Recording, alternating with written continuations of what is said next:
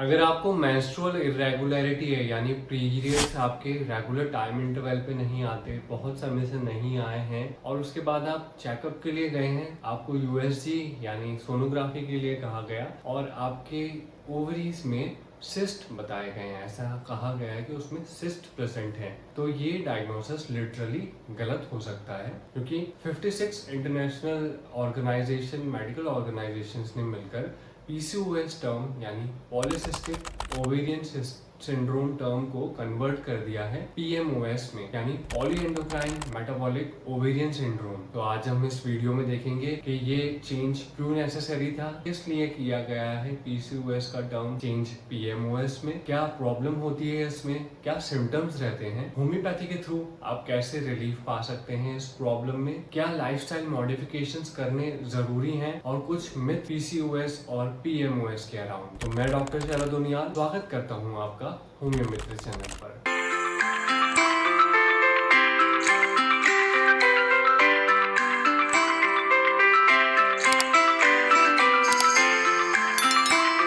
सबसे पहले हम बात करते हैं पीसीओएस को पीएमओएस में कन्वर्ट क्यों किया गया। तो पहले पीसीओएस में क्या प्रॉब्लम थी ये देखते हैं। तो पीसीओएस का फुल फॉर्म है पॉलीसिस्टिक ओवेरियन सिंड्रोम। यहाँ पे सी सिस्ट के लिए स्टैंड करता है और सिस्ट का मतलब होता है थैली जैसा स्ट्रक्चर जिसमें फ्लूइड प्रेजेंट हो। ये यूजुअली अबनॉर्मल या पैथोलॉजिकल स्टेट के लिए यूज किया जाता है, लेकिन जो हमें सिस्ट जैसा स्ट्रक्चर ओवरीज में दिखाई दे रहा है जो कि मेंस्ट्रुअल इरेगुलरिटीज के साथ है, वो फॉलिकल्स हैं, वो कोई सिस्ट नहीं है, फॉलिकल्स हैं। तो हर मेंसेस में 10 से 15 फॉलिकल्स डेवलप होना स्टार्ट होते हैं। Under the influence of hormone कोई एक फॉलिकल डोमिनेट कर जाता है और वो पूरी साइकिल कंडक्ट करता है, अपना एग रिलीज करता है। अब इन कंडीशन में यानी पीएमओएस में क्या होता है कि कोई भी एक फॉलिकल डोमिनेट नहीं कर पाता है, तो सारे ही जो फॉलिकल्स हैं वो एक स्टेज पर आकर अटक जाते हैं, रुक जाते हैं और वो ओवरीज में डिपॉजिट हो जाते हैं। वही हमें यूएसजी में दिखाई देता है। तो इससे हमें क्या पता चलता है कि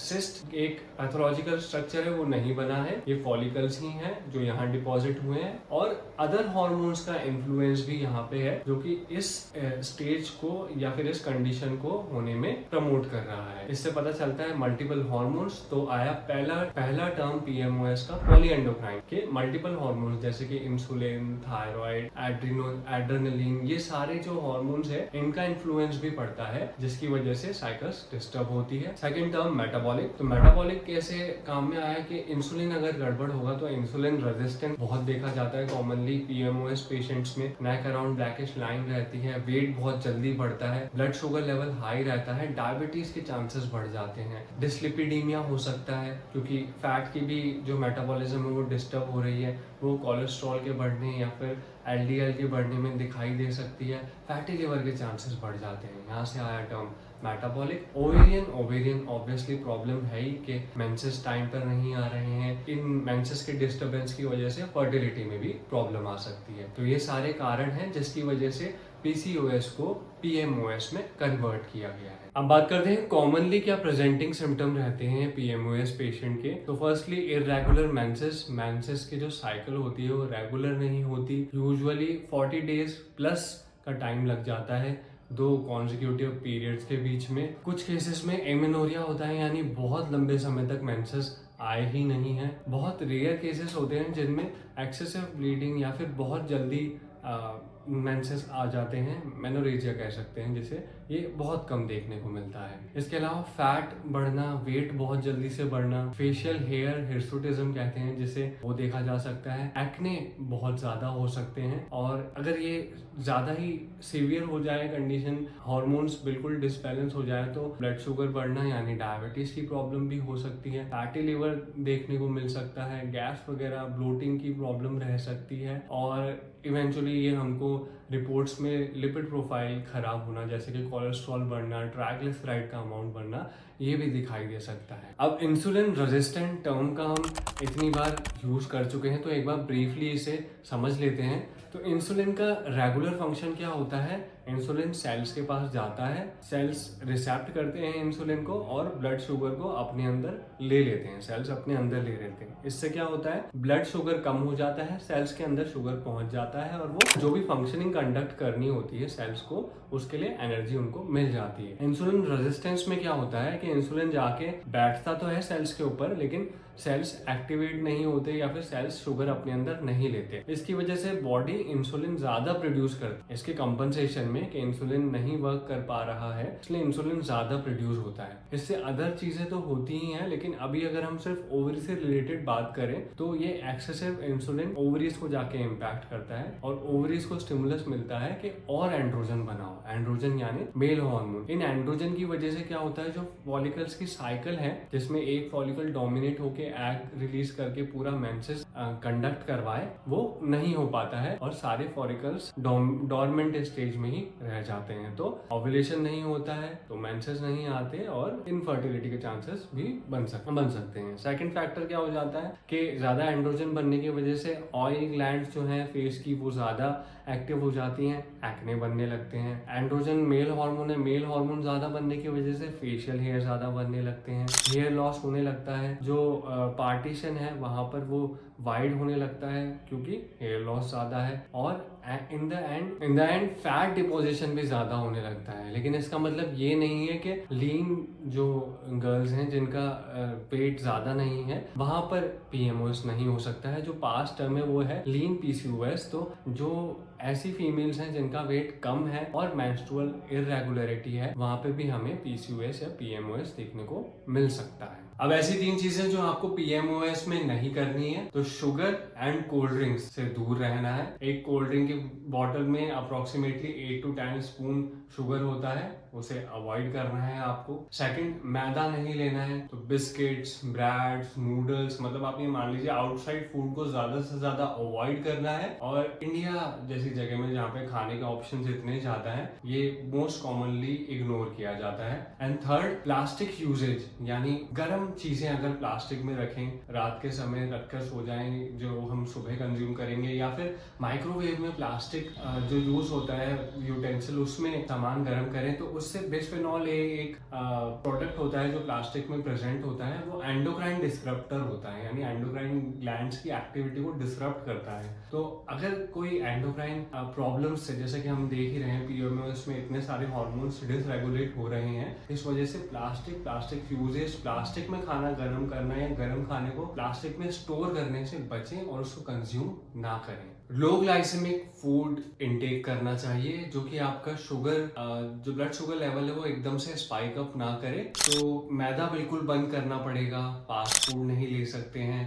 वाइट राइस यानी भात की जगह ब्राउन राइस आप इनटेक करेंगे। दाल, प्रोटीन इनटेक, बीन्स, ये सब अपनी डाइट में बढ़ाएंगे। ट्रिक कर सकते हैं आपके सलाद पहले खाएं, हाई प्रोटीन कंटेंट फूड जैसे कि दालें, उसके बाद, और लास्ट में आप कार्ब रिच फूड यानी राइस और चपाती ये एंड में खाएं। इससे क्या होगा, 2 चीजें हैं। एक तो आपका अमाउंट, जो पोर्शन है राइस यानी चावल और रोटी खाने का, वो कम हो सकता है क्योंकि आपको भरा हुआ सैटिस्फैक्शन सी महसूस होगी जो आपने पहले सैलेड और प्रोटीन इंटेक किया है। और सेकेंडली, जो बॉडी थी वो प्रिपेयर हो रही है, एकदम से ब्लड शुगर लेवल अप नहीं होगा क्योंकि कार्ब्स आपने लास्ट में लिए हैं। सेकेंडली क्या कर सकते हैं कि एक्सरसाइज आपको पता ही है करनी है। कार्डियो सब करते हैं या वॉकिंग सब करते हैं। कार्डियो माने ऐसी एक्सरसाइजेस जो आपकी हार्ट रेट को अप करती हो, जैसे कि brisk walking, jogging etcetera. Long distance running भी करते हैं, लेकिन मसल ट्रेनिंग नहीं करते हैं यूजुअली, खासकर फीमेल्स। मसल ट्रेनिंग करनी चाहिए, क्यों? क्योंकि एक तो at the time of exercise आपकी कैलोरी बर्न हो ही रही है। इसके अलावा जब मसल मेंटेन होती है, जब आप रेस्टिंग फेज में है, मसल खुद को रिपेयर कर रही है, तब भी एनर्जी कंजम्पशन बना रहता है। एंड थर्ड, अगर वेट बहुत ज्यादा है आपका, तो शुरुआत में 5 से 10% वेट को डिक्रीज करने पर फोकस कीजिए। आप परफेक्ट बॉडी वेट तक पहुंचने में समय लग सकता है, लेकिन एक ऑप्टिमम अमाउंट जब 5 to 10% आपका कम होता है, तो ओव्यूलेशन कंटिन्यू होने के चांसेस बढ़ जाते हैं।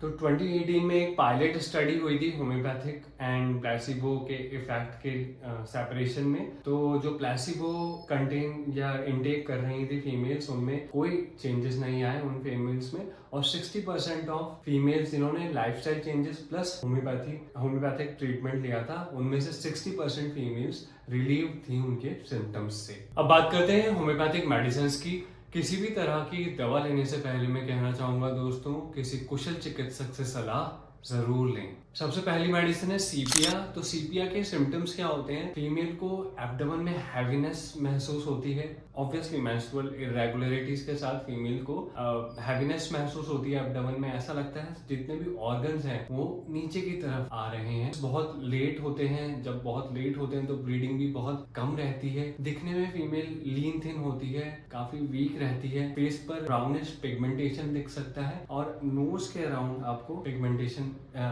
एक लाइन के फॉर्म में पिगमेंटेशन देखने को मिल सकता है। नेचर वाइज बहुत ही रिजर्व होते हैं सीपिया के पेशेंट्स एंड इंडिफरेंस की फीलिंग मार्क देखने को मिल सकती है, जैसे कि अपने आसपास के सारे लोग उनसे मन उठ सा जाता है। ऐसी हिस्ट्री आपको मिल सकती है सीपिया पेशेंट। अगली मेडिसिन है दोस्तों नाट्रम्यूर। नाट्रम्यूर के सिम्टम्स भी सीपिया से सिमिलर ही होते हैं। मेंस्ट्रुअल साइकिल इरेगुलर होती है, डिलेड रहती है, लेट आते हैं मेंसेस और ऐसा महसूस होता है फीमेल को कि नीचे की तरफ आ रहे हैं बॉडी ऑर्गन। इसके लिए फीमेल क्रॉस करके बैठती है, लेग्स को बैठा रहना ज्यादा बढ़िया महसूस करते हैं इन कंपैरिजन टू वॉकिंग और स्टैंडिंग। इसके अलावा फिजिकली नाट्रम्यूर कैसा दिखता है? लीन थिन रहता है, धूप से बहुत तकलीफ रहती है। नाट्रम्यूर के पेशेंट को नमक की बहुत क्रेविंग रहती है। आप पेशेंट्स में देखेंगे यूजुअली अनीमिया भी दिखाई देगा आपको। पास्ट हिस्ट्री में सीवियर ब्लीडिंग या ब्लड लॉस या फिर किसी तरीके का डायरिया की हिस्ट्री भी दिखाई दे सकती है। नेक्स्ट मेडिसिन है दोस्तों थुजा में मेंस्ट्रुअल डिसरेगुलेशन के साथ साथ हमें देखने को मिलता है कि फैटी बहुत रहते हैं पेशेंट। स्किन प्रॉब्लम बहुत ज्यादा रहती है, जैसे स्किन टैग्स, वॉट्स, ये बहुत देखने को मिलता है। जो ओवरी का साइड है वो यूजुअली लेफ्ट साइड में आपको ज्यादा डिपोजिशन ऑफ फॉलिकल्स देखने को मिल सकता है यूएसजी में। और हार्मोनल पिल्स के यूजेज के एंड के बाद जो प्रॉब्लम्स स्टार्ट होती है वहां पर थुजा बहुत बढ़िया काम करती है। और लास्टली एक स्पेसिफिक मेडिसिन मेंस्ट्रुअल इरेगुलरिटीज के लिए, वो है फॉलिकुलिनम। फॉलिकुलिनम में मेंस्ट्रुअल इरेगुलरिटीज होती है, हार्मोनल ट्रीटमेंट के बाद वहां पर इनको दे सकते हैं। जैसे मेंसेस ठीक करने के लिए हार्मोन्स लिए और उसके बाद से बहुत ज्यादा परेशानी बढ़ गई, वहां फॉलिकुलिनम का अच्छा एक्शन है। मेंटल पिक्चर में कैसा दिखाई देता है कि फीमेल्स कहती हैं कि मैं किसी की वाइफ हूँ, किसी की माँ हूँ, लेकिन मैं खुद क्या हूँ मैं ये भूल ही गई। अगर आप में से कई लोग इससे रिलेट करते हैं तो कमेंट बॉक्स में मुझे जरूर बताइएगा। आशा करते हैं दोस्तों ये वीडियो आपके लिए हेल्पफुल रहा होगा। अगर इस वीडियो से आपको कुछ फायदा हुआ है तो इसे लाइक कीजिए। अगर आपको लगता है एक वीडियो किसी और की भी हेल्प कर सकता है तो इसे शेयर कीजिए। और ऐसा ही मेडिसिन रिलेटेड, पैथोलॉजी या बीमारियों से रिलेटेड मेडिकल कंटेंट पाना चाहते हैं तो चैनल सब्सक्राइब कीजिए। मिलते हैं अगली वीडियो में, तब तक के लिए धन्यवाद।